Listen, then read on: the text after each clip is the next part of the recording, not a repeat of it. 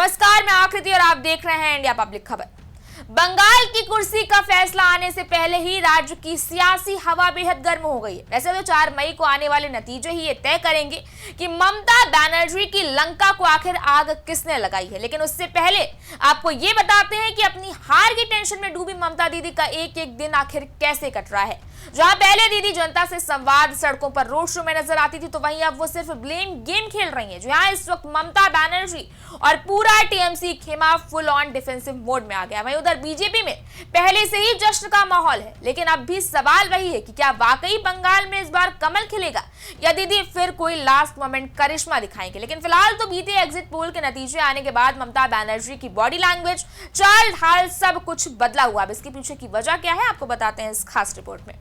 दरअसल बंगाल विधानसभा चुनाव 2026 के एग्जिट पोल में बीजेपी को बढ़त या बहुमत के करीब दिखाया गया है। कुछ एग्जिट पोल्स में तो बीजेपी को 200 के करीब सीटें भी जीती नजर आ रही हैं। ऐसे में बीजेपी की संभावित जीत के चलते टीएमसी खेमे में हड़कंप मच गया है। खासकर टीएमसी सुप्रीमो ममता बनर्जी को एग्जिट पोल देखकर सदमा लगा है। हालांकि ममता बनर्जी ने ऑन कैमरा एग्जिट पोल्स को सिरे से खारिज कर दिया है और बीजेपी पर पेड नैरेटिव चलाने का आरोप लगा दिया। लेकिन दीदी चाहे जो बहाने बनाए, एग्जिट पोल्स के नतीजे आने के बाद उनके व्यवहार, बॉडी लैंग्वेज और दिनचर्या में काफी कुछ बदलाव सामने आया और ये सब कुछ अब ऑन कैमरा भी आ चुका है। बीजेपी को एग्जिट पोल्स में बढ़त मिलने के बाद ममता बनर्जी पहले से भी कहीं ज्यादा बौखला गई हैं। उन्होंने इन आंकड़ों को फर्जी और बीजेपी का पेड नैरेटिव करार दिया है।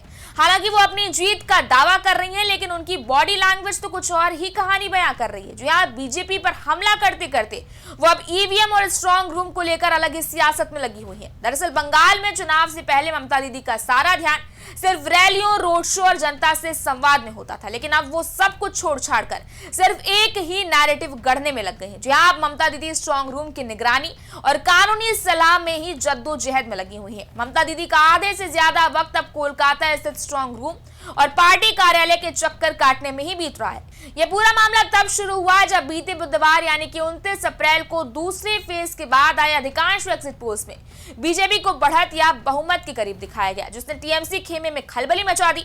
अगले दिन ममता ने टीएमसी के सभी 294 उम्मीदवारों को स्ट्रॉन्ग रूम से निगरानी का आदेश दिया। हालांकि यहां बता दें कि साल 2021 के चुनाव में ममता ने इस तरह की कोई आदेश जारी नहीं किए थे। चुनाव के अगले दिन मूसलाधार बारिश के बावजूद ममता बनर्जी खुद भवानीपुर के स्ट्रॉन्ग रूम पहुंची और वहां घंटों बैठी रही।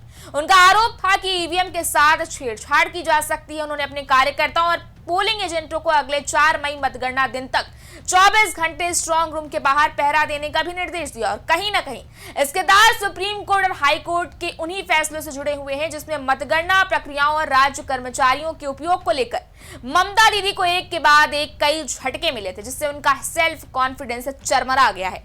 ममता बनर्जी के चाल ढाल और बॉडी लैंग्वेज, तेवर सब कुछ बदले हुए नजर आ रहे हैं। ममता बनर्जी का बातचीत का तरीका भी अब आरोप प्रत्यारोप और चेतावनी वाला ज्यादा हो गया। या यूं कहें कि दीदी अब मां माटी मानुष वाले मोड से हटकर प्रॉपर ब्लेम गेम खेलने लगी है। लगातार दीदी ये कह रही है कि ईवीएम बदलने की साजिश हो सकती है, काउंटिंग टेबल ना छोड़े, बंगाल को लूटने नहीं देंगे। कुल मिलाकर एग्जिट पोल्स के बाद बीते 3-4 दिनों में दीदी कई स्ट्रॉन्ग रूम्स का दौरा कर चुकी है, वहां घंटों रुक चुकी है।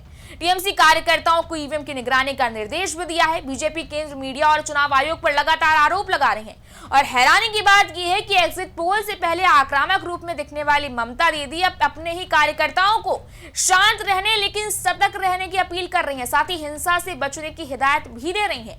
ऐसे में अब बड़ा सवाल यह है कि क्या वाकई दीदी को अपनी हार का डर सताने लगा है। कहीं दीदी का ये डर 2026 में सच तो नहीं होने वाला है। आपके इस बारे में क्या राय है, आप हमें कमेंट सेक्शन में जरूर बताएं। इस वीडियो को लाइक करें, शेयर करें, चैनल को सब्सक्राइब करें। शुक्रिया।